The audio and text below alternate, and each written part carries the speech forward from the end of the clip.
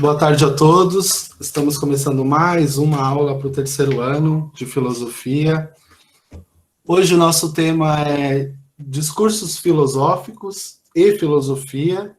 É uma tentativa de encontrar aí os elementos que constituem tanto o discurso filosófico quanto a filosofia em si. Como de praxe, senhores, coloquem o nome, o número no chat, para que a gente consiga aí, se organizar e depois fazer a chamada de vocês. Bom, senhores, no primeiro momento, essa nossa discussão acerca do discurso filosófico, ela passa por alguns elementos, tá?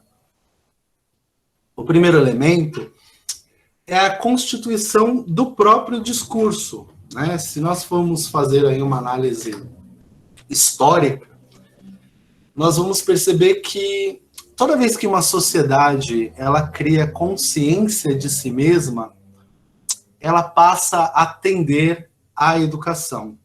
Quem diz isso é um pensador chamado Werner Jaeger, ou no português, né, Werner Jaeger. Ele vai dizer o seguinte: toda vez que uma sociedade ela se constitui como uma sociedade que possui uma autoconsciência, que começa a se compreender, ela também começa a empenhar seus esforços para tentar criar um processo educacional. Isso quer dizer o seguinte: à medida em que a sociedade se complexifica, ela cria métodos didáticos e pedagógicos para que essa complexidade, que nasce com o tempo, ela se torne transmissível, digamos assim.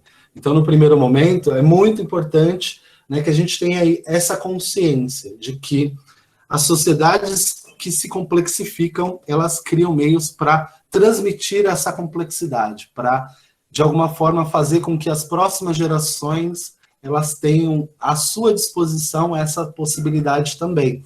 Daí a importância, né, que todos nós conhecemos da educação.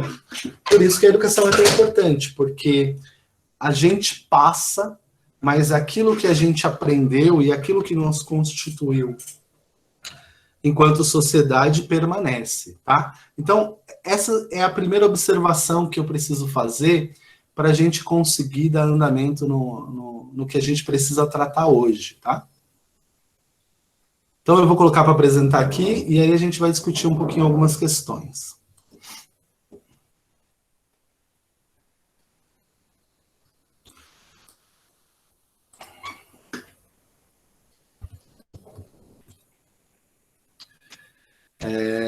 Enquanto eu vou vendo, é importante que vocês tenham em mente também que o ensino da história, né, a percepção de uma concepção histórica da linguagem, também vai atravessar essa nossa noção do discurso filosófico.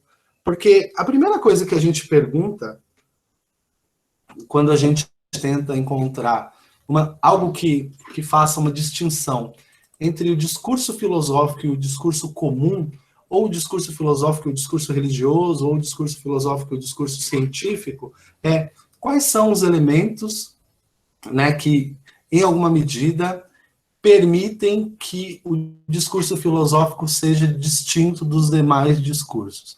Então, nesse sentido, senhores, é importante que vocês entendam que a fundamentação histórica, né, sobretudo do contexto, vai determinar esse processo, né, uma vez que nós somos seres históricos, né? O Aristóteles dizia que nós somos seres políticos, e Santo Tomás de Aquino, ele relê essa leitura do Aristóteles, né, essa percepção do Aristóteles, e ele diz que nós somos seres sociais. O Karl Marx, né, que é um autor bastante importante, bastante interessante, ele vai fazer uma outra afirmação acerca disso. Ele vai dizer que nós somos seres históricos. Então, é a história, em grande parte, que nos determina enquanto sujeitos, tá? Então, você seria a soma das histórias que te atravessam e das histórias que, de alguma forma, te precederam. Então, nesse sentido, é bastante interessante perceber que nós somos seres históricos também. E aí, voltando ao que eu vinha dizendo, né, de que nós vamos adquirindo uma consciência de si mesmo, e à medida em que essa consciência vai aparecendo nós vamos nos tornando conscienciosos da necessidade de se educar, a gente pode pensar, por exemplo, na história antiga, né? Como que os indivíduos eles expressavam as suas angústias, as suas dúvidas, né? Como que os indivíduos eles traziam à tona os seus medos, os seus anseios, as suas angústias, os seus temores, né? Um dos elementos que durante muito tempo serviu para que isso acontecesse foi aquilo que a gente chama de consciência mitológica. Então, durante um certo tempo, houve, né, uma consciência mitológica nos indivíduos, que depois é superada pela consciência filosófica, mas os sujeitos, eles expressavam os seus medos, os seus temores, a partir de concepções mitológicas. E qual que é a característica da mitologia? A característica da mitologia é a personificação dos deuses. Então você tem o deus da guerra, você tem o deus do amor, você tem os deuses se personificando como espectros de poder, a fim de trazer explicações que não são facilmente trazíveis, né, dentro de um contexto histórico. Então... Gilvan, com licença. Oi, pode falar. O Patrick Anderson tá pedindo para entrar, ele não tá conseguindo. Não está aparecendo aqui para mim. Não está aparecendo a solicitação dele. Obrigado, Kaique, por avisar, mas não está aparecendo aqui. Professor. Daqui a pouco, talvez porque eu... Oi? Pode falar. Antes do senhor continuar com a matéria, esse discurso filosófico também tem a questão da bagagem da experiência, né? Que entra naquele livro do Walter Benjamin, o narrador. Tem bastante a ver, Sim, né? sim. O livro que o senhor tinha passado. Sim, Vitor, sim. A experiência, ela vai...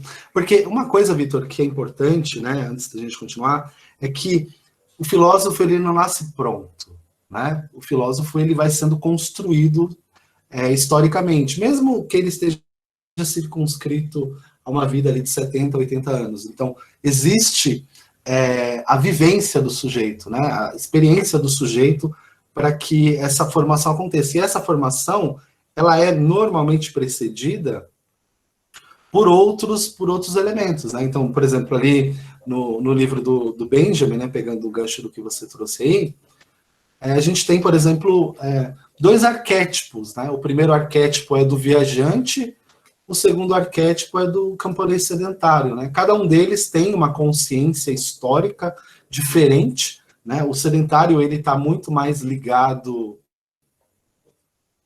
à sua percepção de história da própria realidade, do lugar onde ele vive, enquanto o viajante, né, ele conhece diversas histórias, mas todas elas de forma superficial, digamos assim.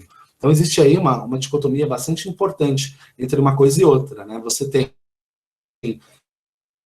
o sujeito que está há muito tempo vivendo num mesmo lugar, e você tem o sujeito que ele está passeando por vários lugares, né? E o Benjamin vai dizer, baseado um pouco nisso, que o filósofo, né, o historiador, num certo sentido também, ele é a junção dessas duas coisas. Uma vez que o viajante, que o marinheiro, que o caixeiro, ele se junta com esse sujeito que conhece profundamente a história do seu povo, a gente tem o surgimento daquilo que ele vai chamar de um narrador, né, que é um sujeito capaz de versar acerca de várias histórias, mas mantendo uma mesma raiz. Isso está presente, senhores, em várias histórias, em várias mitologias, mas é importante que vocês tenham em mente, isso talvez seja o ponto crucial, de que, à medida em que nós vamos nos desenvolvendo enquanto sociedade, nós vamos migrando, as nossas linguagens, elas vão migrando e se transformando em linguagens umas diferentes das outras. O exemplo disso, talvez o exemplo mais claro disso, é a linguagem que a gente tem hoje na internet, né? Aquela linguagem extremamente abreviada, o VC, né? O com certeza, tudo junto. Então, a gente tem uma abreviação da linguagem, dada uma suposta pressa, que é consequência dessa consciência de si, né? Eu estou com pressa, eu preciso me comunicar de maneira apressada também. É claro, né, que isso traz problemas seríssimos, né? Traz consequências seríssimas, até porque não condiz com a linguagem culta, né? Com a linguagem, com a norma de língua portuguesa. Mas isso é consequência, uma consequência natural, né, do nosso tempo, que à medida em que nós nos complexificamos, nós vamos, em alguma medida, percebendo que a linguagem ela não mais dá conta do todo. Então, nesse sentido, é bastante importante entender que o discurso filosófico ele é um dentre os muitos discursos, mas ele tem uma importância central. E aí a gente vai falar um pouquinho sobre isso. Então, voltando aqui, senhores, o primeiro discurso, né, como vocês aprendem lá no primeiro ano, é o discurso filosófico, é o discurso mitológico. Ele é consequência de uma consciência mítica, né, cujas explicações da realidade quase que todas vêm através dos deuses. Com a passagem dessa consciência mitopoética ou mito-religiosa para a consciência do Logos, para a consciência que a gente vai chamar de consciência filosófica, algumas coisas começaram a se alterar. Por exemplo, a noção que se tinha do mito, né, como descrição da realidade, ele vai se tornar agora algo que está muito mais ligado a uma certa metáfora. Então, outrora, a mitologia ela era tida como uma história, né, uma história com H maiúsculo. À medida em que os primeiros filósofos vão aparecendo, eles começam a usar essa mitologia, esses elementos mitológicos, dentro de uma lógica discursiva própria, peculiar de cada filósofo, que faz com que esses mitos se tornem instrumentos para o entendimento de outras coisas. Outrora, os mitos falavam acerca de si mesmos. Com o advento da filosofia, da passagem da consciência mitológica para a consciência filosófica, os mitos eles se tornaram instrumentos da própria filosofia na tentativa de explicar metaforicamente algumas verdades, de trazer luz sobre algumas verdades. E isso é bastante importante, por quê? Porque a filosofia ela vai versar, digamos assim, com esses mitos, trazendo uma concepção lógica.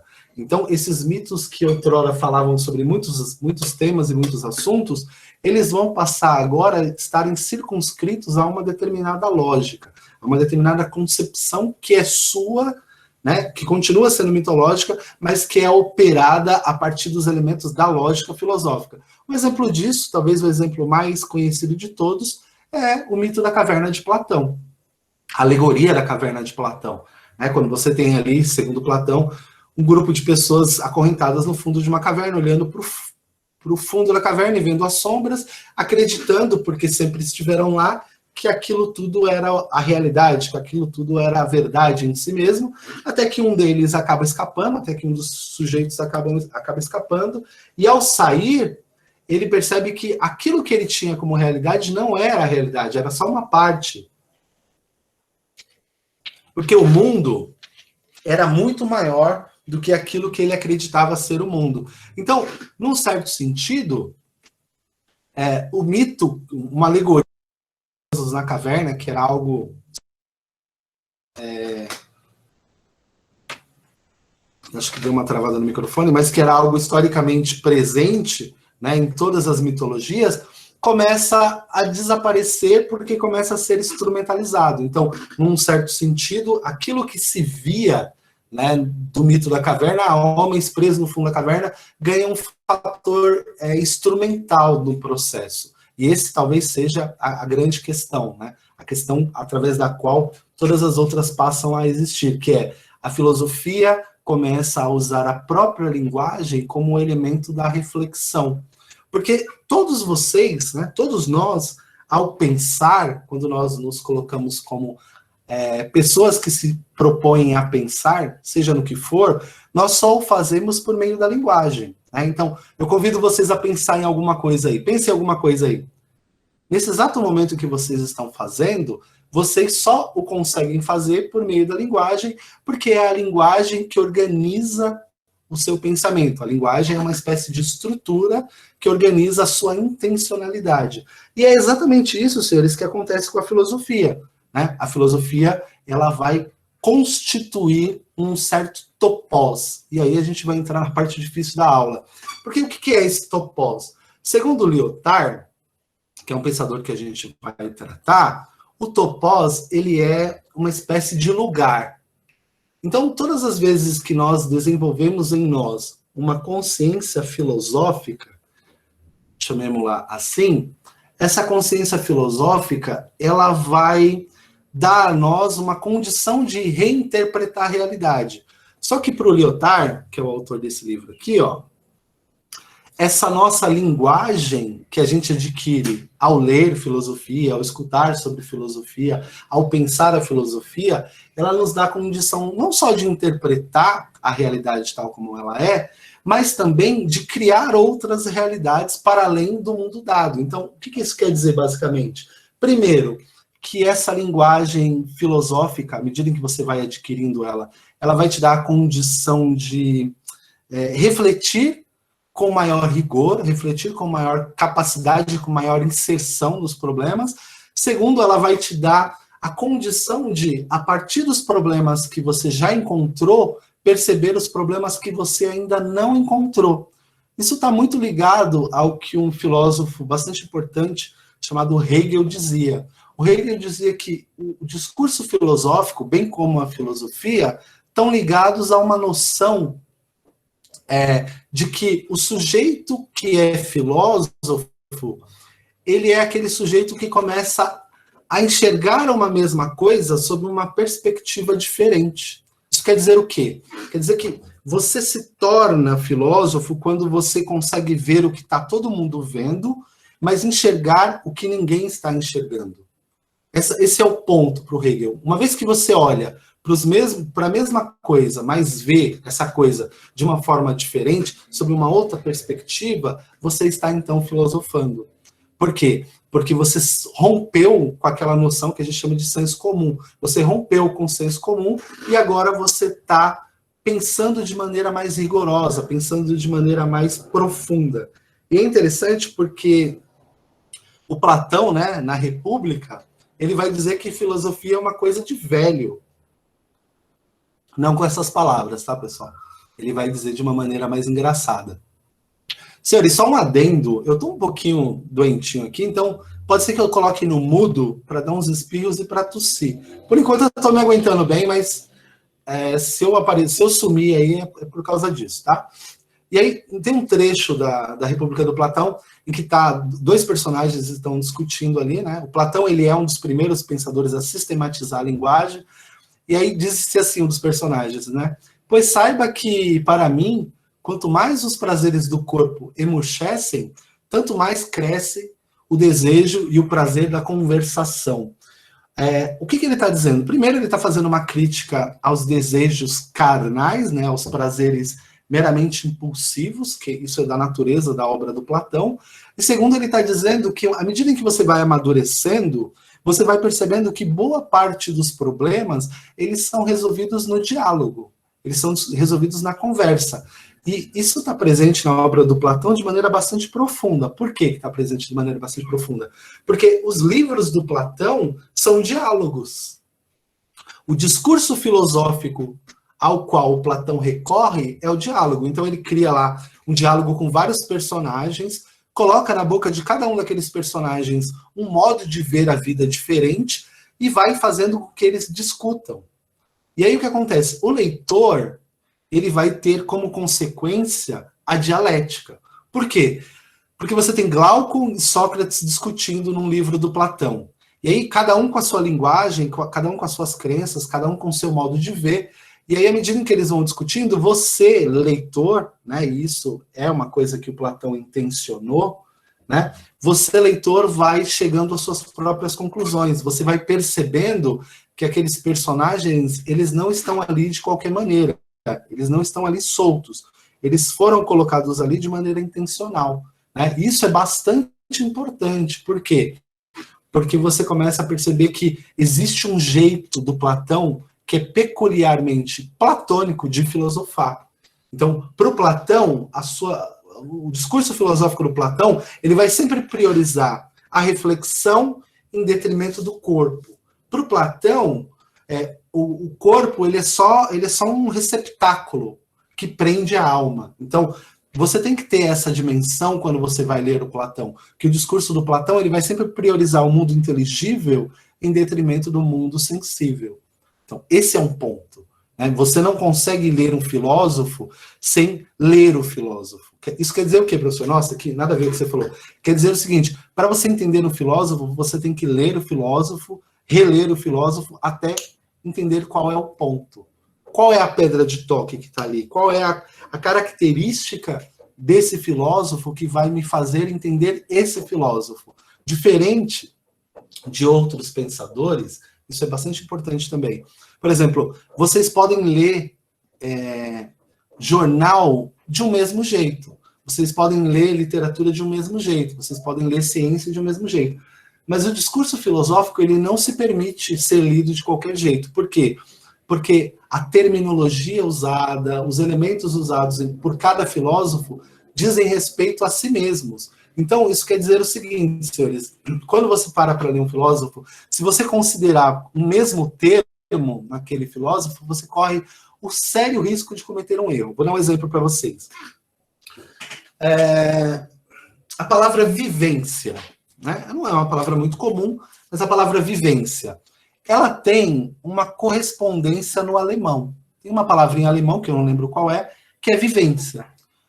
No português a gente tem a palavra também, a gente também tem a vivência, mas no francês a gente não tem a palavra vivência. E aí o que acontece? Boa parte da filosofia fenomenológica dos pensadores alemães, ela passa pelo conceito de vivência. Por quê? Porque a fenomenologia, ela vai propor uma relação entre os objetos do mundo e a mente do sujeito. Então, basicamente, o que é o fenômeno? O fenômeno é a consequência da relação viva da sua mente com a relação viva do objeto. Então, é como se essas duas coisas se encontrassem, desse encontro você tirasse suas conclusões. Então, num certo sentido, a gente tem aí uma fenomenologia. Só que o que acontece? Quando você vai traduzir as obras dos pensadores alemães para o francês, você não tem uma palavra que é fundamental para a compreensão da fenomenologia, que é a vivência entre o ser pensante e os objetos do mundo. E aí você precisa usar uma outra palavra, uma palavra que não tem ali todo o rigor pressuposto, e aí o que acontece? Você tem uma filosofia capenga. Então, quando um francês tenta ler a filosofia alemã no próprio idioma, no francês, ele vai ter muita dificuldade para entender os elementos presentes naquele filósofo, porque aquela terminologia ela está muito ligada a uma palavra que dá conta de si mesma. Então, nesse sentido, senhores, é bastante importante entender que a leitura filosófica, ela é, sobretudo, um ato de decifração. Por quê? Porque eu não consigo dar conta da realidade toda e eu não consigo abdicar da realidade. Aí você pode dizer assim, professor, mas eu nem gosto de filosofia. Não importa, você pode gostar ou não da filosofia, mas a filosofia ela não vai abrir mão de você. Porque todas as vezes em que você para pensar, usa o seu modo de pensar, de modo a chegar a uma determinada conclusão ou a compreender a complexidade de um determinado problema, você está filosofando. Você pode filosofar de uma maneira mais profunda e organizada, ou você pode filosofar de uma maneira intuitiva, mas você vai filosofar. E, é claro, já que você tem a possibilidade de filosofar de uma maneira mais organizada, faça-o assim. Tá? Então, essa é a primeira parte da aula, tá? Então, entendam isso, que cada autor tem a sua própria linguagem e essa decifração da linguagem, ela não é algo fácil. Muito pelo contrário, ela é algo que requer de você empenho e esforço. Não dá para ler, por exemplo, o professor passou uma atividade para mim do Kant, eu vou ler um resumo na internet. Você até pode ler um resumo na internet, mas a experiência que você vai ter com aquele resumo ela é só uma sombra do que seria se você tivesse lido o texto. Então, nesse sentido, senhores, a filosofia ela não se permite a pressa. Se você está com pressa e você quer, de alguma forma, uma resposta filosófica, é bem provável que a sua resposta filosófica não será filosófica, porque a pressa é inimiga da reflexão. Tá? Então, nesse sentido, tomem isso para si. Se você quer uma resposta que seja de fato profunda, não adianta achar que pensar 5 minutos vai te trazer a resposta. Até porque, se a gente for analisar de maneira mais criteriosa, a gente pode chegar à seguinte conclusão. Tem resposta que não foi dada e está sendo perguntada há mais de 4.000 anos. Tem de onde viemos, para onde vamos, quem somos nós, por exemplo, que são as perguntas elementares. A gente tem algumas tentativas da religião, da ciência. Então, de onde nós viemos? Nós viemos de Deus. Para onde nós vamos? Nós vamos para o céu. Essas respostas são respostas religiosas, que não têm valor filosófico. De onde nós viemos? Nós viemos das células. Para onde nós vamos? Nós vamos nos tornar outra coisa. Nosso corpo vai se transformar em outra coisa, porque tudo se transforma. Essas são respostas da ciência. Mas a resposta da essência, aquela resposta que nós de fato queremos, que nós ansiamos, mas que nós não conseguimos encontrar, ela só passa pela filosofia. Mas o interessante é que é o seguinte: você não vai encontrar a resposta, mas você vai aperfeiçoar em si a capacidade de perguntar. E quanto melhores forem as suas perguntas, mais lúcido acerca da realidade você será. E talvez esse seja o grande ponto. Tá? Então, quais são as características do discurso filosófico? Segundo um pensador chamado Dermeval Saviani, o discurso filosófico ele tem essas 3 principais características. A primeira é ser radical. E aí, mais uma vez, quando a gente vai pensar a filosofia, a gente tem que tomar cuidado com o uso das palavras. Por quê? Porque a palavra radical, segundo o vulgo, segundo o senso comum, ela não é aquilo que a filosofia entende como radical. Então, por exemplo, quando a gente fala, nossa, sei lá, o Vitor é uma pessoa muito radical. Mesmo que o time dele perdendo há 7, 8 anos sem ganhar nada, ele continua torcendo para o São Paulo. Essa noção, né, de radicalidade, ou aquele cara que vai lá fazer uma manifestação e quebra tudo, ou aquele cara que não aceita uma opinião diferente da sua, essa noção de radicalidade, ela não é a noção de radicalidade pela qual a filosofia atravessa. Por quê? Para a filosofia, o radical é aquilo que está ligado à raiz. Né? Então, o radical é aquele que vai buscar a primeira parte da questão, é aquele que vai buscar a essência, é aquele que vai buscar aquilo que está enterrado. Né? Então, é aquilo que está na profundidade. Então, o discurso filosófico ele é radical porque ele vai tentar encontrar, ele vai solicitar, ele vai dar um mergulho na radicalidade, mas não na radicalidade de ser diferente, na radicalidade de ser profundo. Qual é a essência dessa coisa? Qual é o ponto fulcral disso daqui? É nesse sentido que o discurso filosófico ele é radical, ele vai em busca da raiz. O segundo elemento, senhores, é o que a gente vai chamar de rigor, né? O rigor filosófico. E aí, não é muito fácil de explicar o rigor filosófico, porque outros discursos, como o discurso científico, por exemplo, e o literário, também têm o seu rigor. Mas no que o rigor filosófico se diferencia dos demais discursos, dos demais rigores? É que o rigor filosófico, ele aponta na direção da terminologia. Então, isso quer dizer o quê, professor? Quando um filósofo ele vai usar uma palavra, ele toma muito cuidado com o uso dessa palavra. Por quê? Porque se essa palavra ela for ambígua, eu posso estar exatamente dizendo o contrário daquilo que eu queria dizer. Então, é rigoroso no sentido de encontrar uma lógica interna e uma terminologia precisa. Eu uso exatamente aquelas palavras que dão conta daquilo que eu me proponho a fazer, ou daquilo que eu me proponho a dizer. E isso, é claro, leva um tempo enorme. Porque, eu não sei se já aconteceu com vocês, é bem provável que sim, de vocês estarem de frente para a folha em branco, fazendo uma redação da Carla, uma redação do Gilvan, uma redação do Ari, ou seja lá de quem for, e aí quando você para, você usa uma determinada palavra e você fala, meu, será que essa palavra serve? Será que essa palavra dá conta daquilo que eu estou querendo dizer? E você deixa ela lá, e aí depois quando você vai reler, você fala, não, não é essa palavra, deve ser outra. E aí você fica ali numa angústia danada, tentando encontrar qual é a palavra que vai descrever a sua intencionalidade. Qual é a palavra que vai revelar ao texto, vai revelar ao leitor a sua intencionalidade. Isso vale, obviamente, tá? Para o texto e para o discurso.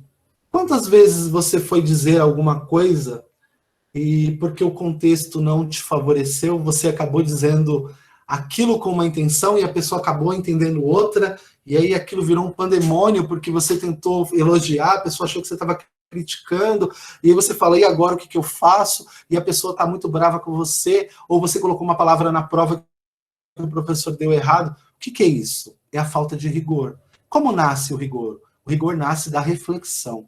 Eu preciso pensar na palavra e em seus sinônimos também. Eu preciso encontrar o objeto adequado para aquela utilidade. Então, por exemplo, acontece muito em casa, né, de você precisar desparafusar algo e você não achar a chave de fenda. Aí você vai lá com uma faquinha para aquele momento, né, e abre. Só que a primeira vez que você abre, beleza, só que você estragou o parafuso ali. Né, estragou a ponta da faca também. De uma outra vez que você for abrir, é bem provável que você já não consiga mais. Por quê? Porque você usou o objeto errado no momento errado e para a função errada. Então, a chave de fenda seria, obviamente, o instrumento que faria você tirar aquele parafuso e aquele parafuso ser recolocado, apertado e tirado outras vezes sem que o desgaste fosse tão grande.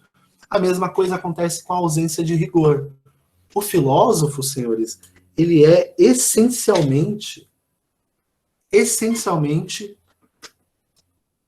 um sujeito rigoroso. O filósofo, ele é essencialmente o cara do rigor.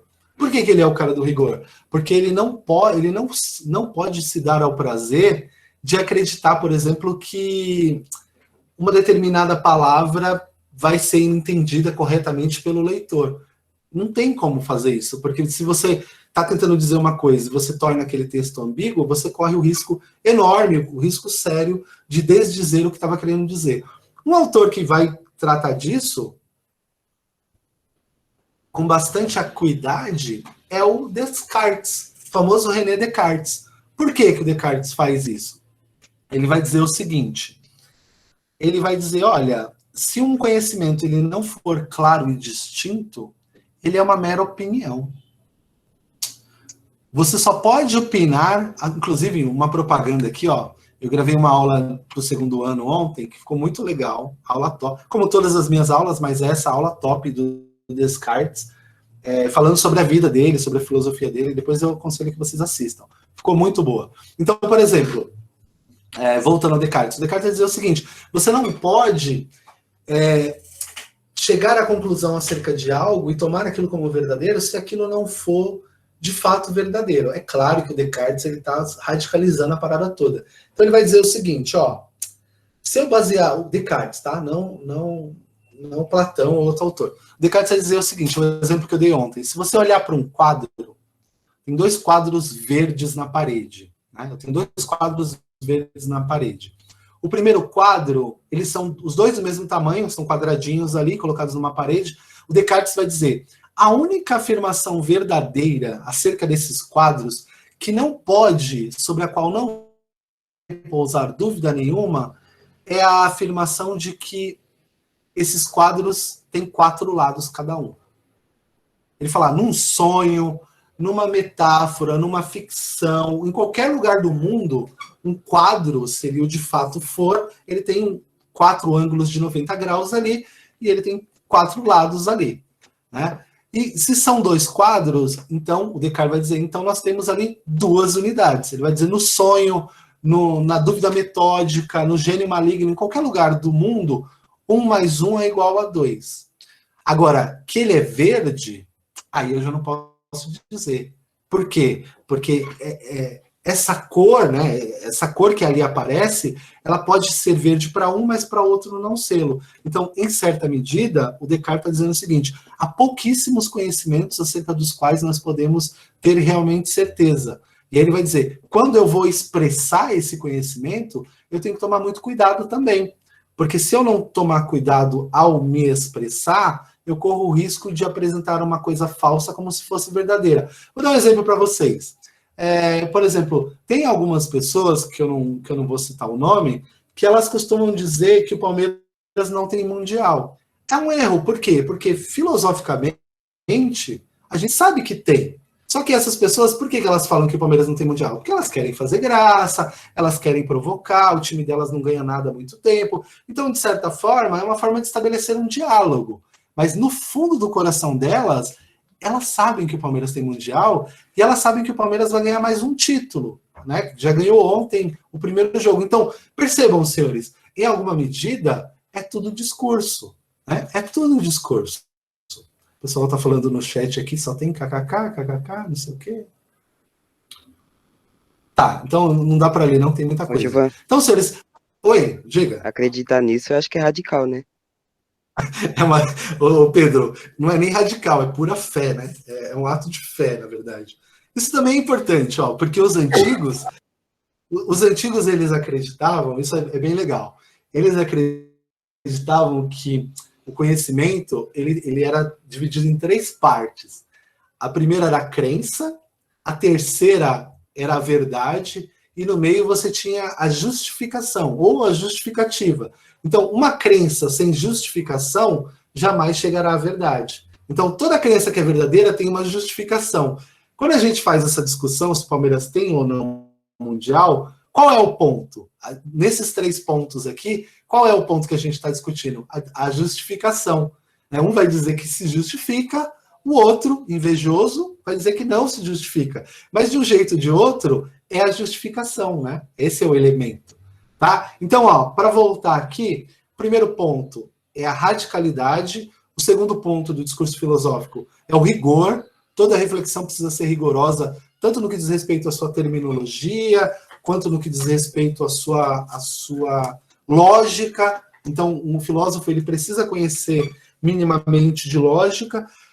E o terceiro ponto, esse ponto é um pouco mais difícil de explicar, porque ele é o ponto do conjunto, né? Eu vou explicar de uma outra forma, porque eu acho que o Saviani ele acaba dando uma complexidade demais. O que acontece? O filósofo ele é um pensador que pensa nos universais. Deixa eu dar um exemplo para vocês aqui. Kant. O Kant tem um texto famoso, conhecido de alguns de vocês, inclusive, em que ele discute o que é esclarecimento. E aí, se você perguntar para uma pessoa na rua o que é esclarecimento, e perguntar para uma pessoa na rua que leu Kant o que é esclarecimento, você vai ter 2 explicações provavelmente muito diferentes uma da outra. Por quê? Porque quando Kant chama uma coisa de esclarecimento, ele está conceituando. Ele está dizendo, o esclarecimento não é isso, não é isso, não é isso, não é isso. O esclarecimento é isso. Aquele texto em que ele fala que você não precisa de um tutor, você não precisa de pastor, não precisa de militar, não precisa de ninguém para te fazer chegar à verdade, porque você é capaz, você tem autonomia. Então, num certo sentido, o Kant está pensando no conjunto da coisa. O que constitui a autonomia para o Kant? Isso. Esse conjunto de elementos autônomos cria no sujeito o esclarecimento, ou seja, cria um conjunto, cria um conceito. Então, se você perguntar, por exemplo, para o Kant o que é esclarecimento e para o Voltaire o que é esclarecimento, ambos são pensadores iluministas e o esclarecimento é um outro nome do iluminismo. Tá? Então, se você perguntar para o Voltaire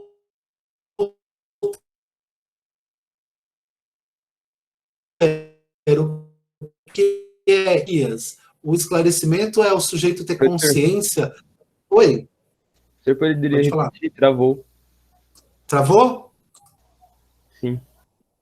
Travou quando? Professor, lá quando começou a aula. Faz tempo Não, que travou? quando o senhor citou sobre os 2 filósofos e que os 2 são do iluminismo. Aí entrava nessa parte. Beleza. Então, eu estou usando como exemplo o seguinte, ó, essa noção de conjunto, né? Se você perguntar pro Voltaire o que é esclarecimento, esclarecimento é o outro nome do iluminismo, e para o Kant o que é esclarecimento, os dois pensadores são iluministas. O Kant é um iluminista alemão, o Voltaire é um iluminista francês. Né? Então, se você perguntar para os dois ali o que é esclarecimento, o Voltaire vai dizer: esclarecimento é o sujeito entender que a monarquia não pode ter poder absoluto sobre ele. Esclarecimento é o sujeito entender que ele tem que ter liberdade de expressão na sociedade. É o sujeito entender que a religião tem um papel e o Estado tem outro. Aí se você perguntar para o Kant o que é esclarecimento, o Kant vai dizer assim, não. Esclarecimento é o sujeito entender que ele não precisa da tutela de ninguém. Esclarecimento é o sujeito perceber que a autonomia dele é algo que ele tem de mais importante. Então, os dois estão tratando de coisas que de alguma forma versam acerca de um mesmo elemento, mas eles fazem abordagens diferentes. Então, o discurso filosófico, ele está sempre tentando criar esse conjunto e essa universalidade. Então, o primeiro elemento, radical. O segundo elemento, rigoroso. O terceiro elemento, conjunto. O filósofo, ele está tentando, na linguagem do Lyotard, consertar o mundo. Nós filosofamos porque o mundo está quebrado. E se o mundo está quebrado, cabe a nós, segundo o Saviani também, encontrar essa ordem e trazer essa organização. É claro que cada pensador vai organizar o mundo e vai criar os seus conceitos de acordo com a sua própria tendência. Isso quer dizer o quê, professor? Que para o Kant organizar o mundo, para haver organização no Kant, ele precisa desconstruir. Para haver organização no Platão, é necessário separar o mundo em duas esferas. Para haver organização, no Kant, é necessário entender o que está dado, que o espaço e o tempo, eles existem antes de qualquer coisa, eles são condições a priori. Então, cada pensador, quando ele for organizar o conjunto de ideias que ele tem, ele vai pegar esse conjunto de ideias, conjunto de fatos, conjunto de elementos, e vai organizar de acordo com a sua própria filosofia. E isso é uma característica do discurso filosófico. Em que sentido, professor? No sentido de que cada autor dá a determinadas palavras um significado que só faz sentido dentro da sua própria filosofia, mas que, de alguma forma, toca também a realidade. Deixa eu dar um exemplo para vocês aqui. Palavras presentes na física, palavras técnicas presentes na física. Espaço, movimento, corpo. Essas palavras, elas são técnicas. A física conceitua cada uma delas. Para a física, o espaço é isso, o corpo em movimento ou estacionário é isso. Então, cada uma dessas coisas, na física, tem a sua correspondência técnica. Aí você vai lá para matemática, área, número, cita outro aí, reta. Tem uma especificidade técnica dentro dessa área. Né? Cada uma delas. Então, o que é uma reta para uma pessoa comum?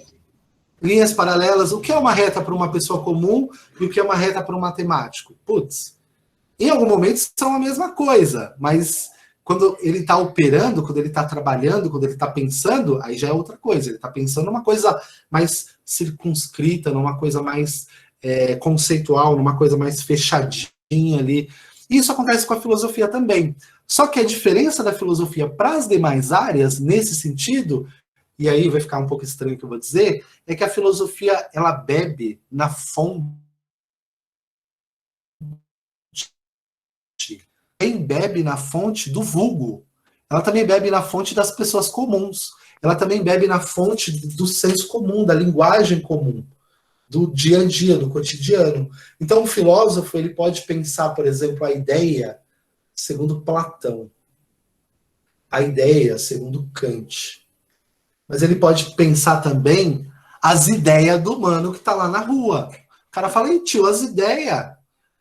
Essa noção de que é as ideias ali, tô brincando, obviamente, também é um elemento da filosofia. Percebem a diferença, senhores?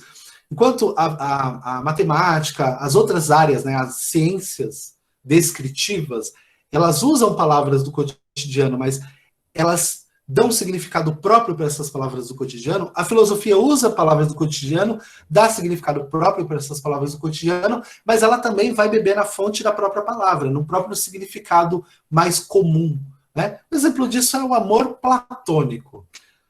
Se você disser para a novinha ou para o novinho, eu sinto por ti um grande amor platônico, a pessoa vai falar, meu, que doido, né? Ele não me ama, então ele não... É um amor que não vai se concretizar. Se você disser para o professor de filosofia, rapaz, eu estou sentindo um amor platônico aqui pela literatura do Platão. Para o professor de filosofia, amor platônico é uma coisa. Para a pessoa da rua que está acostumada a ler romance, assistir filme, amor platônico é outra totalmente diferente. Entendam, senhores? A filosofia, assim como as demais áreas do conhecimento, ela tem as suas palavras que são próprias, palavras que são... digamos, palavras técnicas, mas essas palavras técnicas, elas não estão circunscritas somente no ambiente filosófico. Eu posso, por exemplo, discutir uma palavra que não está naquilo que a gente vai chamar de norma culta da língua portuguesa. Sei lá, vocês podem me dar um exemplo aí. A gente pode discutir, por exemplo, trocar ideia. Aí, Joe, vamos trocar uma ideia aqui. De certa forma, existe uma palavra para isso, né? Que é conversa ou diálogo, né? Mas quando a gente fala trocar ideia, o trocar ideia é conversar, mas ele é conversar dentro de um certo contexto, dentro de um contexto que tem uma linguagem própria também. Por que você está dizendo, professor? Porque para você entender o discurso filosófico, você precisa entender que a filosofia mesma, a filosofia como tal, ela também depende da tradição histórica. Então, por exemplo, uma vez que você quer entender, por exemplo, por que o Platão chamava o mundo intelectivo de mundo das ideias? Porque ele estava dizendo o seguinte, na verdade não são ideias, são essências. Mas as pessoas, se eu chamar de mundo das essências, eu estou dando uma brincada aqui, tá? As pessoas vão achar que é o mundo dos perfuminhos, aquelas essências do que a gente coloca nas casas, né, para deixar a casa cheirosa. Então, qual é o termo que cabe melhor? Ideia, porque a ideia acontece aqui dentro. Só que para o Platão, não é ideia no sentido que a gente toma. A gente toma ideia quando a gente, pensei em alguma coisa nova. Para o Platão, ideia não tem nada a ver com coisa nova. Para o Platão, ideia é uma relembrança, é uma memória. Então, percebam, é sempre circunscrito à linguagem daquele autor. Está sempre ligado à linguagem do autor e você não consegue escapar disso. Seja na ciência, seja na filosofia. Qual que é a diferença entre o discurso filosófico e o discurso científico, por exemplo? Alguém consegue me dizer? No que eles são diferentes? O que o discurso científico tem que o filosófico não tem? Alguém quer arriscar? Seriam os fatos, professor, que os discursos científicos têm fatos, enquanto os filosóficos trazem reflexões? Muito bom, esse é um ponto. Alguém mais quer contribuir? Fatos é um ponto. O que mais, senhores? Vocês conseguem pensar em outra diferença do discurso? Não vale olhar no Google, né? Então, se está demorando e vai olhar no Google, é sacanagem. Mas um desses elementos, o Nelton, são os fatos, né? Os fatos, eles são de suma importância, por quê? Porque você está lidando com a realidade. Eu não preciso talvez nem chamar de fato, tá, Nelton? Mas os fatos compõem também o discurso filosófico, o discurso científico. Fala, Vitor. Acho que eu estou na mesma linha de pensamento que o Nelton, que seria o científico concretiza algumas coisas e o filosófico traz a reflexão com mais algumas perguntas. E coisa que o científico ele só traz o fato ali e acabou, concretizado no caso. Certo. E aí, por exemplo, vamos usar esse exemplo do discurso filosófico dos fatos aí. O cientista, ele vai dizer o seguinte, essa vacina funciona. O que esse cientista precisa fazer discursivamente para ele provar que essa afirmação dele é verdadeira? Vocês conseguem me dar um exemplo aí? O cientista disse, essa... Oi? Teste. Como assim teste? que ele tem que fazer necessariamente? Vamos lá. Ele falou, essa vacina Ele tem funciona. que testar, né? Ele precisa comprovar aquilo. Então ele vai replicar essa afirmação que ele fez, né? E ele vai fazer o seguinte, ele vai tentar, no mundo material, na realidade, tentar provar aquilo que ele disse. E se o filósofo disser, o humor é uma virtude, como é que o filósofo vai provar? Me ajudem aí. Ai, Ele vai entendi. pegar, ele pode fazer igual às ciências sociais, pegar vários grupos de pessoas diferentes, com humor e sem humor nas vidas, tipo, e testar como é que a vida dessas pessoas funcionam em relação à sua personalidade, com e sem humor, e colocar, tipo, bater uma régua depois pra ver como... Tá entendendo? Testar todo mundo e ver se realmente é uma virtude ou não. Mas aí, o Kaique, você tá recorrendo sabiamente ao método científico. As ciências sociais, Rapaz, né? por isso que elas são ciências, as ciências sociais elas usam o método científico para fazer essa análise. Exatamente nesse ponto que a sociologia e a filosofia são diferentes, né? Por quê? Porque... Oi? Não, desculpa, vou Pode continuar, falar. depois eu falo. Não, pode falar, Vitor. Aproveita que minha tela travou aqui. Então, eu tava pensando aqui, eu acho que a filosofia, ela pega um problema social, no caso, que é muito retratado na questão social, assim, os filósofos se baseiam muito. Pega um problema e vê a chave daquele problema, o que causa. E eles retratam, por meio da reflexão, aquele problema e quais seriam as causas e isso acaba trazendo uma resolução, querendo ou não, porque você evita de fazer alguma coisa que vai dar problema, entendeu? Que vai dar aquele certo problema. Professor, Mas aí, pode falar, tá aberto. então, seguindo o Vitor, a filosofia, ela pode fazer o uso do metafísico para poder colocar no discurso. Ele faz uso do metafísico, enquanto o discurso científico não faz isso. Ele não pode fazer uso do metafísico. Ele precisa provar de maneira material no nosso plano. Ele precisa, exatamente, o ponto de vocês dois aí. O físico, né? Ele tem que provar a afirmação que ele faz no mundo físico mesmo. Ele tem que provar ali no experimento que ele faz, né?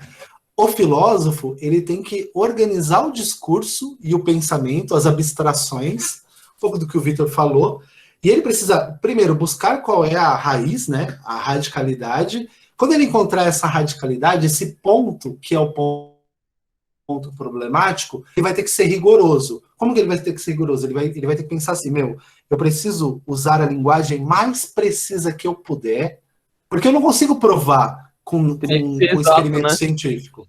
Exatamente. Por isso do rigor, Vitor. Porque eu não consigo provar com experimento científico.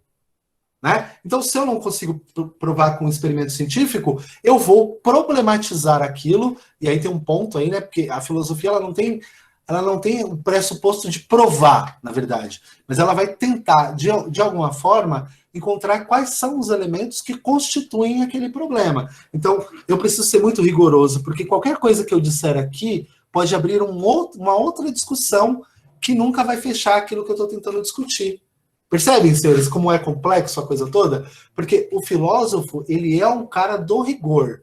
Ele é um pensador do rigor. Daí, é muito estranho para mim quando eu vejo, por exemplo, pai de aluno, ou gente que nunca estudou filosofia falando, mas a filosofia é qualquer coisa, vai lá e fala qualquer coisa. Muito pelo contrário, a filosofia é exatamente o oposto disso. Porque se você disser qualquer coisa, você não está sendo filosófico. É exatamente o contrário disso. Ô, Giovan, é tipo na época dos pré-socráticos, quando eles usavam o discurso retórico? Sim. E aí, vou usar o seu exemplo, Kaique. Quando os pensadores antigos ali, eles usavam um discurso retórico, sobretudo os sofistas, né? Qual que era a grande reclamação do Platão, do Aristóteles e do Sócrates? Platão, Aristóteles e Sócrates, eles odiavam os sofistas. Por quê? Porque os sofistas, eu estou resumindo, tá? A gente vai ter uma aula só sobre sofistas, mas o que os sofistas faziam? Eles pegavam a parte da filosofia, que era a parte da linguagem, que era a parte retórica, né? Puramente retórica, puramente discursiva, e ensinavam, cobravam lá uma grana. Eu nunca vi isso. Tem gente que cobra para ensinar filosofia, tem gente que recebe até salário, vai vendo. E aí esses caras cobravam para ensinar filosofia e o Aristóteles, o Platão ficavam bravos. Por que eles ficavam bravos? Porque eles diziam, vocês estão ensinando só uma parte da filosofia. É necessário ensinar a reflexão, é necessário ensinar a dialética, é necessário ensinar a lógica, é necessário ensinar todo o processo. Vocês ensinam só a falar. O que os sofistas estavam criando? Os sofistas estavam criando mentirosos. Gente com a capacidade de falar, mas sem a capacidade de trazer a verdade. Era só a casca. E aí Então, você tem... Pode falar. eles estavam criando tipos advogados, né? Porque hoje em dia, ainda nas aulas de direito, eles têm uma matéria que dura praticamente um semestre, que é discurso retórico. Só pra isso. Tem aqui o que vai ser processado aí, hein? Tá gravado, eu hein, Kaique? jamais diria uma coisa dessa. Mas sim, né? Mas sim, está criando os advogados. Mas assim, os advogados, eles estavam presentes em Atenas.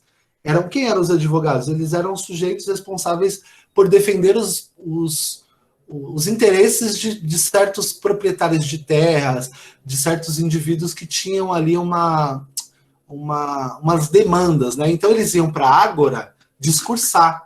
E aí chegavam lá e eles encontravam os filósofos, né? Os filósofos discursando em prol da verdade, da beleza, da justiça, e os sofistas discursando em prol de si mesmos ou de alguém que os contratou.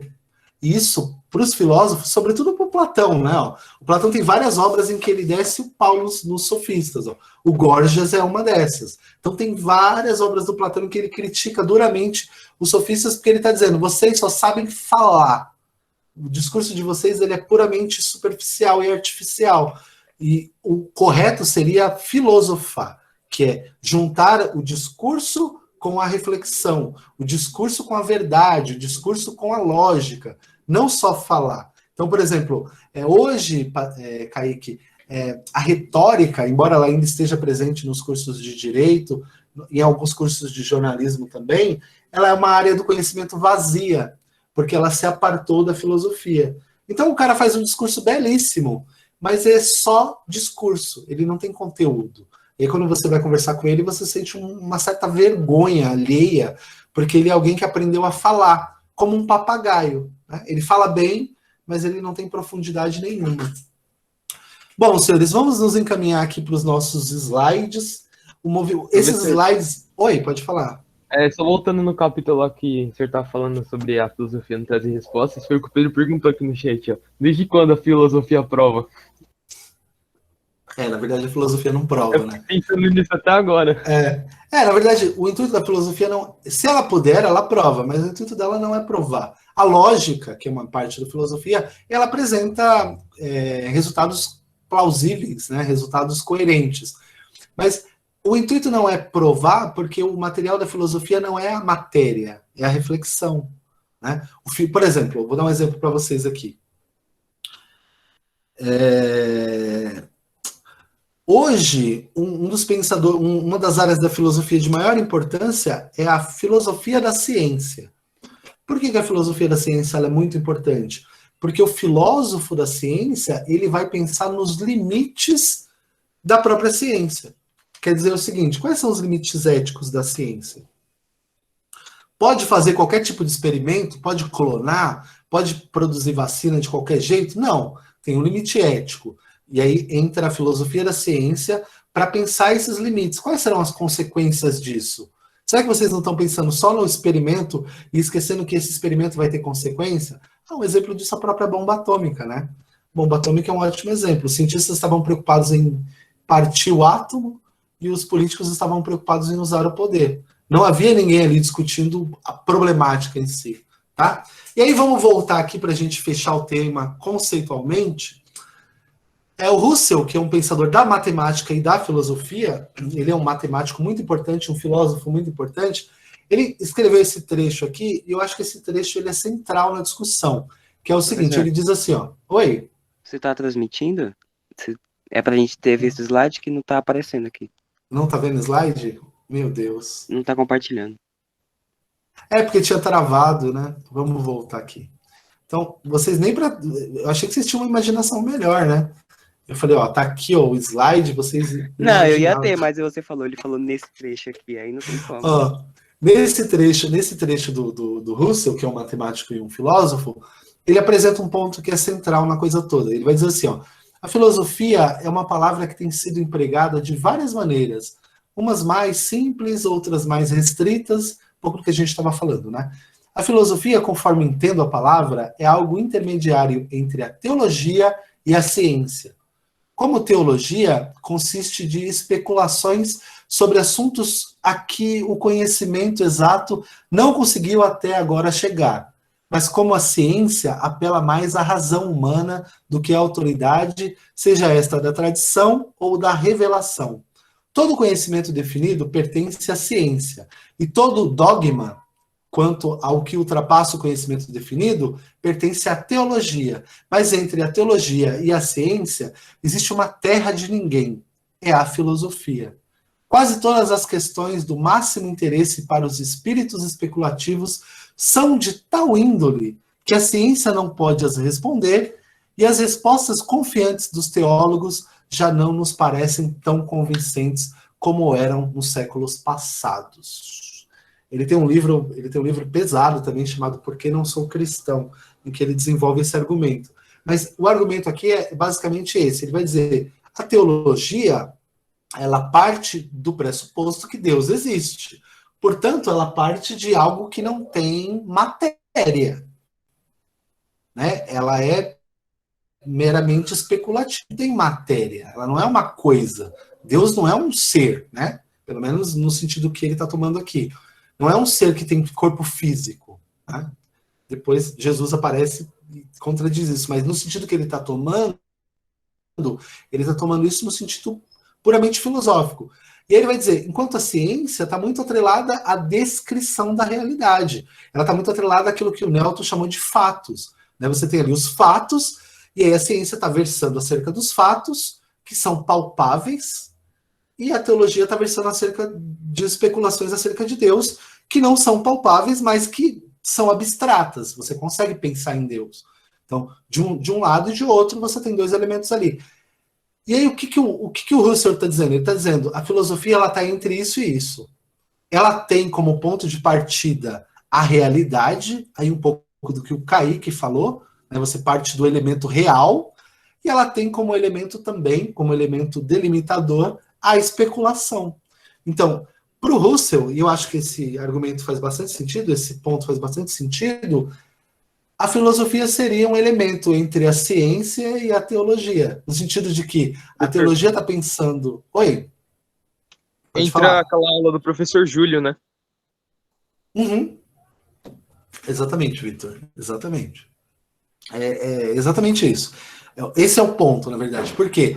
Porque você tá a filosofia ela está pensando entre o elemento especulativo da teologia. Ah, mas eu acredito que Deus existe. Beleza, você pode acreditar. É um ato de fé, é crença. Mas você não tem como colocar Deus em cima de uma mesa. Não dá para abrir Deus e dissecar Deus, porque é de outra natureza. Por outro lado, você tem a concepção científica. Você tem lá o cientista abrindo o corpo ali e fazendo uma dissecação. Só que se você perguntar para um e para outro, tanto a resposta desse quanto a resposta desse vão ser parciais. O cientista está pensando na descrição da realidade e o teólogo está pensando na especulação da metafísica. O que o filósofo faz? O filósofo ele toca os dois lados. Ele parte normalmente, Kaique, de um ponto real.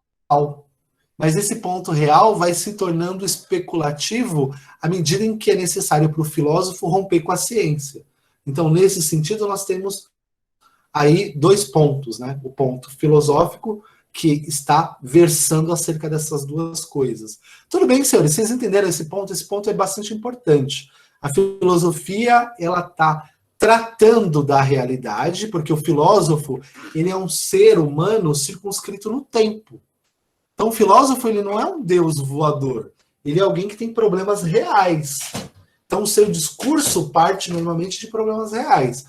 Por outro lado, o teólogo, ele também parte de problemas reais, mas são problemas religiosos, problemas metafísicos. Então, a filosofia para o Husserl, e o discurso filosófico ele vai se desenvolver a partir disso, é uma mescla entre o fato e a teoria, entre o objeto pensado e o objeto, entre o objeto real e o objeto pensado. Então, nesse sentido, você tem ali o discurso filosófico tocando uma coisa e outra. Quer falar, Vitor? Seu microfone está aberto? Ou travou? Vocês estão aí? Não, professor, é que meu celular caiu, eu entrei pelo computador agora. Ah, legal. Legal. Então, senhores, esse é o ponto, tá? O ponto central da aula é exatamente esse. Esse argumento do Russell. A filosofia, ela toca o fato, porque ela parte da realidade, mas ela é abstrata também. Porque o que é interessante é o seguinte, ó.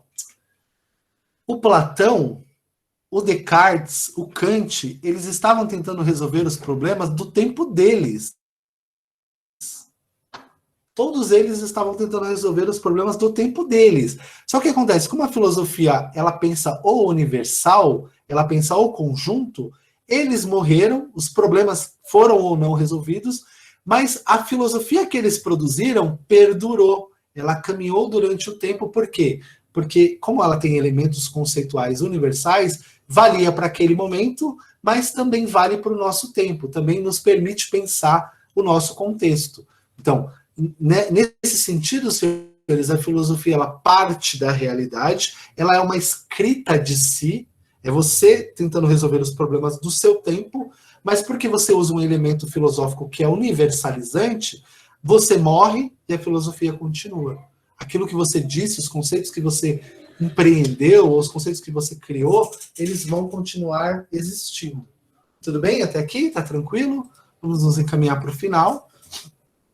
E aí eu trouxe aqui um trecho do Kossuth, tá? Do Frederic Kossuth, que é um autor que vai pensar os limites da própria filosofia. Ele diz assim, ó, o filósofo constrói um universo definido e ordenado de palavras e de frases que desnorteiam o leitor e provocam um sentimento de incompreensão por perda de orientação e de inteligibilidade. Sentimos-nos perdidos porque os termos conservam para nós resíduos de significação mais ou menos confusos, que é preciso afastar em proveito de uma atribuição precisa do sentido. Mas, quando esta foi efetuada pelo autor, devemos fazer constantemente um esforço de memória, ou obrigar-nos a uma série de retornos para não esquecê-la, sem o que somos confrontados com termos que nos parecem vazios de sentido. Portanto, ler um texto filosófico é uma tarefa árdua,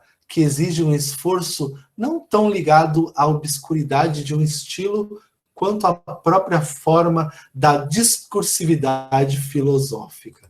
Eu acho esse trecho maravilhoso, senhores. E por que esse trecho é maravilhoso? Porque o Kossuth, ele está tentando dizer por que a filosofia é problemática. Por que a filosofia ela é tão difícil de ser entendida pelos homens comuns. Só que quando ele vai tentar dizer, até a explicação dele é difícil de entender. Eu não sei se vocês estão entendendo o paradoxo da coisa. O paradoxo da coisa é o seguinte, quando ele vai explicar por que é difícil, a explicação dele também é difícil de entender, porque ele é filósofo. E o filósofo, ele usa a linguagem não de acordo com a simplicidade do ouvinte, mas de acordo com a necessidade de flexão que a linguagem tem para que ela converta o meu pensamento em conteúdo inteligível. Vocês entenderam alguma coisa que eu disse, inclusive? Vocês entenderam, senhores? Vocês estão aí ainda? Acredito que a linguagem ele utiliza um caminho mais fácil que aquilo ali está transmitindo. Mas, querendo ou não, isso não quer dizer que é fácil. Exatamente. Ele tá dizendo o seguinte, Vitor. É maravilhoso esse trecho, porque ele está dizendo o seguinte. Ele está dizendo, a linguagem tem suas especificidades, e a linguagem filosófica ainda mais. Então, quando o filósofo ele escreve, ele nos tira da nossa zona de conforto. Mas o Patrick disse para o senhor ir devagar. Eu vou tentar, mas o que o Kossuth está dizendo? O Kossuth está dizendo o seguinte, a filosofia como um todo, ela é uma angústia.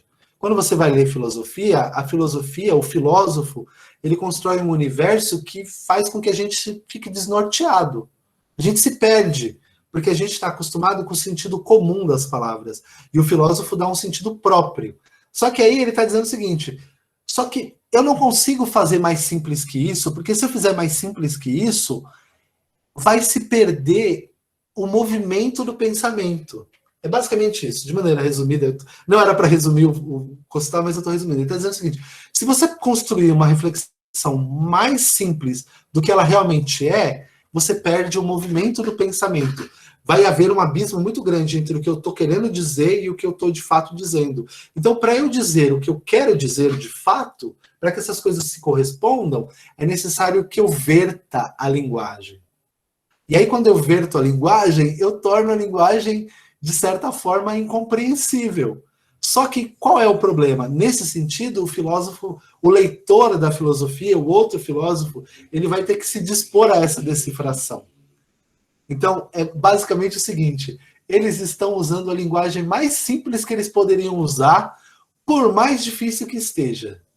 Eu não sei se vocês entenderam o que eu quero dizer, mas por mais que esteja muito difícil de entender, tá difícil de entender porque esse é o mínimo que dava para ser, no que diz respeito à simplicidade.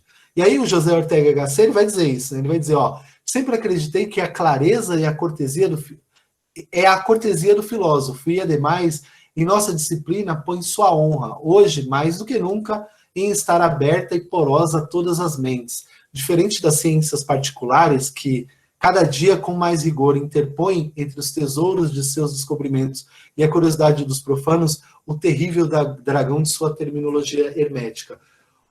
O Gasset está dizendo o seguinte, a cortesia do filósofo é escrever de maneira simples.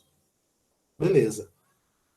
O Kossuth está dizendo, a cortesia do filósofo é escrever de maneira simples, mas sem fazer com que essa simplicidade desconstrua ou, de alguma forma, avilte o conhecimento. Então, o que os dois estão dizendo? Eles estão dizendo o seguinte, a gente vai escrever da maneira mais simples possível, mas a gente não pode simplificar muito, porque se a gente simplificar demais, de modo a destruir a filosofia, esse conteúdo deixa de ser filosófico. Então, cada filósofo vai simplificar na medida da possibilidade de sua filosofia. Esse é exatamente o ponto, senhores. Eu sei que a aula não está tão simples quanto deveria, ou quanto a gente pressupõe, mas o que o Kossuth e o Gasset estão dizendo é o seguinte, a gente vai simplificar, mas a gente vai simplificar até o limite do simplificável. Porque se você sair dessa simplificação, que é aquela que nós permitimos, você está indo para um ponto em que não é mais filosofia. Ou você está indo para um ponto em que a filosofia, enquanto essência do pensamento daquele filósofo, se perdeu. Por isso, voltando a um ponto que eu apresentei para vocês no começo da aula, por isso é tão perigoso o resumo de internet. Por quê? Porque ele vai resumir ali, ele vai apresentar os principais movimentos, mas ele vai tirar de você a experiência da reflexão e do movimento que essa reflexão produz. Então, basicamente, é isso que esses dois sujeitos estão dizendo.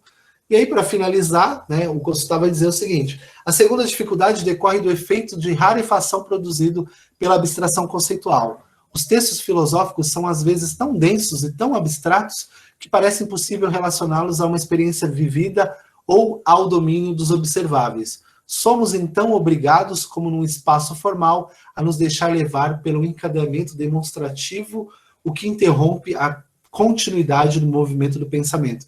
Ele está dizendo, basicamente, que a gente falou a aula inteira. Ele está dizendo o seguinte, tem uma hora que o negócio fica tão abstrato que você não consegue dar um exemplo real. Tem uma hora que parece que você se perde dentro da abstração e tudo só faz sentido dentro daquele mundo filosófico. Fora daquele mundo filosófico, perde-se a corresponsabilidade, a comunicabilidade com o mundo real. E aí parece que a filosofia vira um discurso literário, vira um discurso ficcional. De certa forma, essa crítica ela é válida, porque isso acontece mesmo, tá? Em algum momento você está lendo o filósofo lá e parece que o que ele está dizendo não tem mais nenhuma relação com o mundo. Só que não deveria acontecer. Deveria haver ali uma linha comunicando-se com o mundo ainda. Acontece por vários motivos que a gente não vai tratar aqui, mas o que o Kossuth está dizendo é real. Em algum momento você está tão preso àquele círculo filosófico que você não tem outra coisa a fazer a não ser acreditar que o próprio desencadear lógico do texto vai te revelar alguma coisa que você não viu. Então, basicamente é isso. No primeiro momento você tem ali uma tentativa de decifração e no segundo momento você conseguiu decifrar, mas você mergulhou no texto filosófico tão descolado da realidade que parece que nem é mais filosofia, parece que é pura ficção. As duas críticas, elas são plausíveis e válidas, mas elas acontecem não por desejo do filósofo. Elas acontecem porque a própria linguagem, ela tem essa capacidade. O próprio Nietzsche dizia isso, né? A própria linguagem, ela tem a capacidade de se tornar um em si mesmo. A semântica, ela se torna um em si mesmo para além da própria realidade. Senhores, alguma dúvida? Doutor, o Nanis mandou aqui no chat, assim, ó, basicamente, se dizer de uma forma mais simples, não vai gerar uma reflexão de uma forma mais clara? É uma pergunta? Isso, ele perguntou assim, sobre o que o senhor estava falando, sobre o sentido filosófico. Ele perguntou, se uma pessoa não falar de uma forma mais simples, não gera uma reflexão?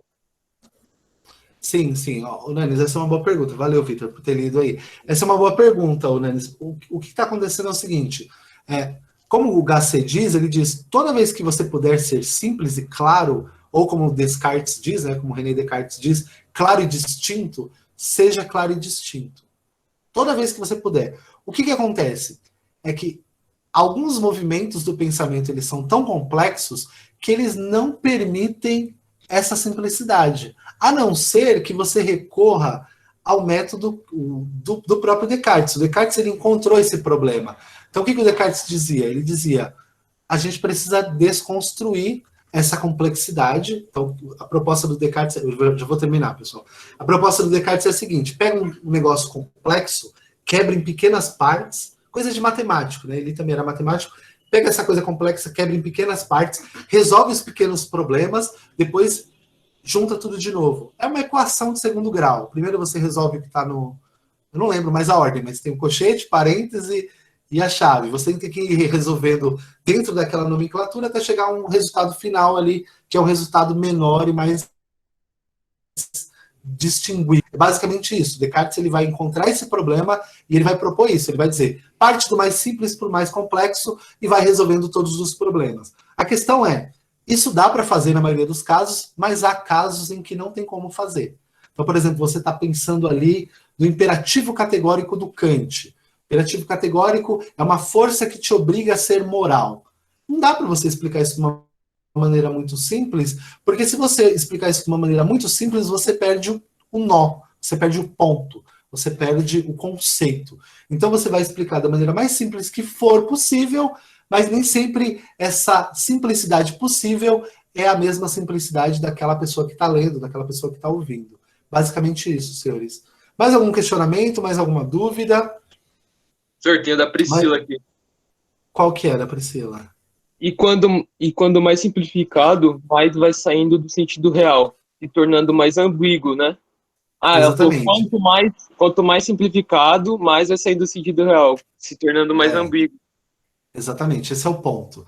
Quanto mais você simplifica algo, mais longe da intenção do autor você está. Isso não faz, porém, com que o autor deixe de tentar simplificar. Então, por exemplo, quando a gente vai ler lá o Kant, você termina de ler a página e fala, não é possível que isso aqui é língua portuguesa, porque eu não estou entendendo.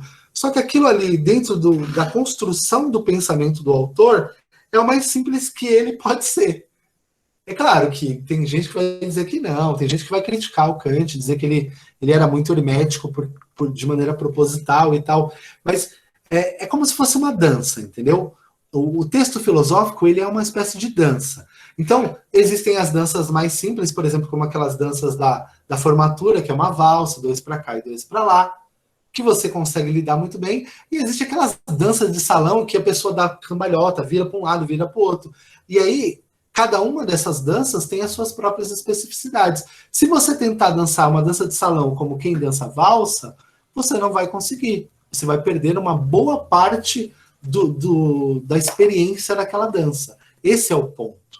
Por isso que ler filosofia é tão difícil.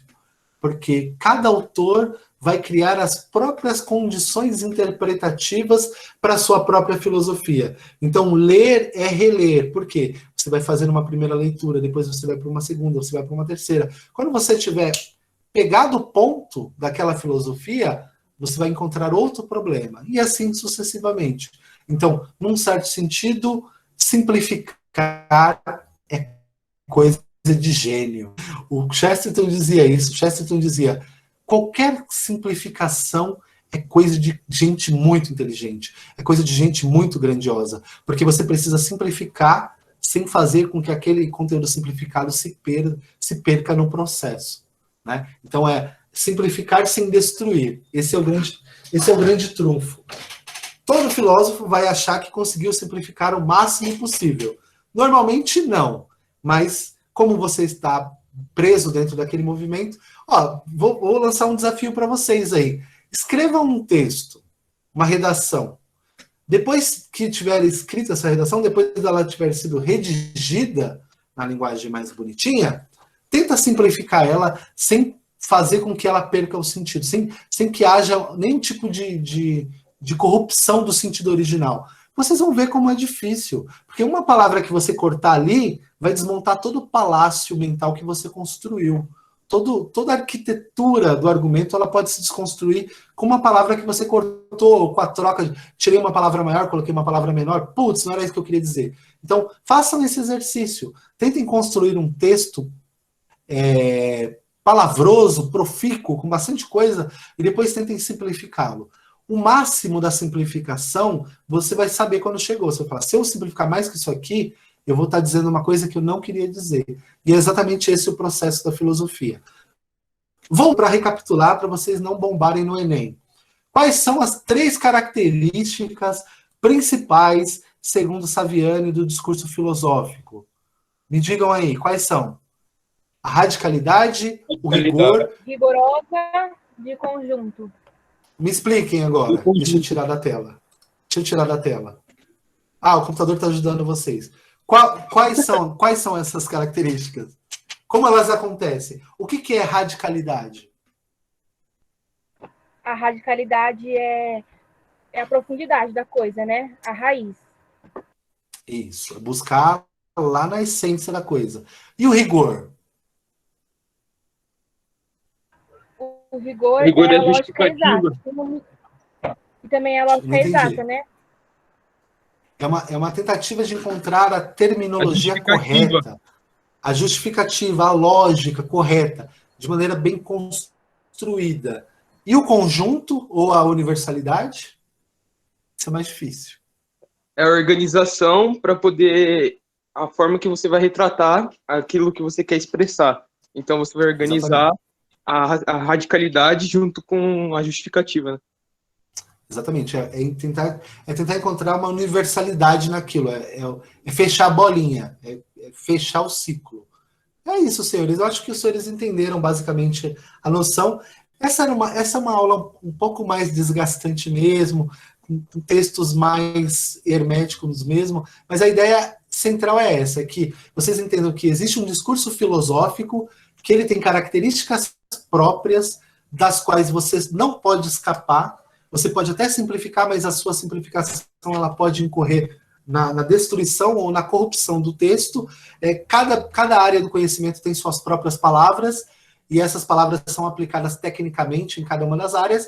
A diferença da filosofia para essas demais áreas, embora a filosofia também tenha suas palavras específicas, é que a filosofia consegue lidar com as suas próprias palavras, mas ela também bebe na fonte do senso comum. Ela também bebe na fonte dos significados comuns. Né? Por exemplo, medo, a crença, Deus. Essas palavras elas têm um significado filosófico e elas têm um significado próprio para o senso comum, dos quais a filosofia jamais vai abdicar.